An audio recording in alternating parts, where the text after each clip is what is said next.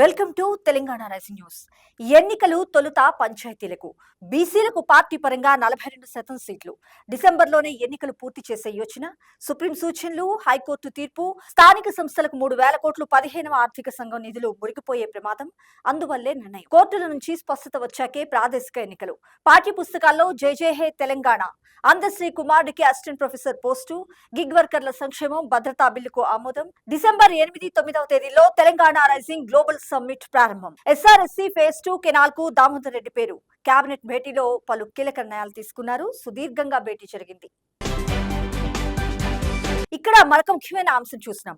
Saudi అరేబియాలో జరిగిన ఘోర బస్సు ప్రమాదంపై ముఖ్యమంత్రి రేవంత్ రెడ్డి గారు తీవ్ర దిగ్భ్రాంతి వ్యక్తం చేశారు.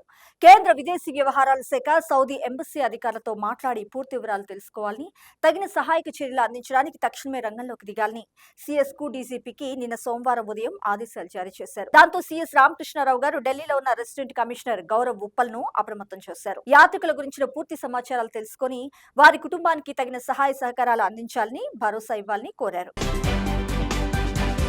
ఇక్కడ మరొక ముఖ్యమైన అంశం చూసినాం.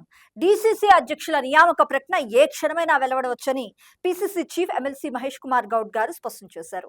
ఇప్పటికే దీనిపై ఏఐసిసి కసరత్తు పూర్తి చేసిందని, చివరిగా తమ అభిప్రాయాలు కూడా తెలుసుకుందని, ఇక జాబితా ప్రకటనే తర్వాయి అంటూ వివరించారు. అలాగే రాష్ట్రంలో బీఆర్ఎస్ కి ఇక స్థానం లేదని, జూబ్లీహిల్స్ ఉప ఎన్నికల తీర్పుతో ఇది స్పష్టమైందంటూ తెలిపారు. ఇక్కడ మరొక ముఖ్యమైన అంశం చూసినాం. ఓట్ల దొంగతనం వల్లే బీహార్ లో ఎన్డీఏ గెలిచిందని TPCC chief MLC Mahesh Kumar Goud గారు స్పష్టం చేశారు.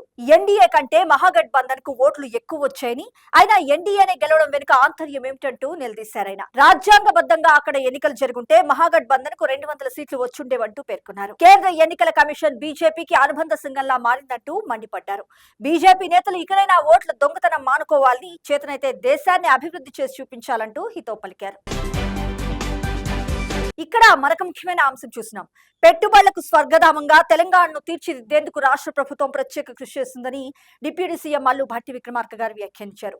డిసెంబర్ 8, 9 తేదీల్లో హైదరాబాద్ లో గ్లోబల్ సమ్మిట్ నిర్వహణకు రాష్ట్ర ప్రభుత్వం భారీగా ఏర్పాట్లు చేస్తుంది. సమ్మిట్ కోసం కుత్బులాపూర్ నియోజకవర్గ పరిధిలోని దుండిగల్ సర్వే నంబర్ 453, 54లోని 574 ఎకరాల ప్రభుత్వ స్థలాన్ని డిప్యూటీ సీఎం భట్టి విక్రమార్క గారు పరిశీలించారు. ఇక్కడ మరొక ముఖ్యమైన అంశం చూసినాం. గిగ్ వర్కర్స్ బిల్లుకు కేబినెట్ గ్రీన్ సిగ్నల్ ఇచ్చింది. వచ్చే అసెంబ్లీ సమావేశాల్లో చట్ట రూపం దాల్చనుంది. రాజస్థాన్, కర్ణాటక కంటే పటిష్టంగా ముసాయిదాను రూపొందిస్తున్నారు. అగ్రిగేటర్ల లావాదేవీలపై వెల్ఫేర్ సెస్ కూడా విధిస్తున్నారు.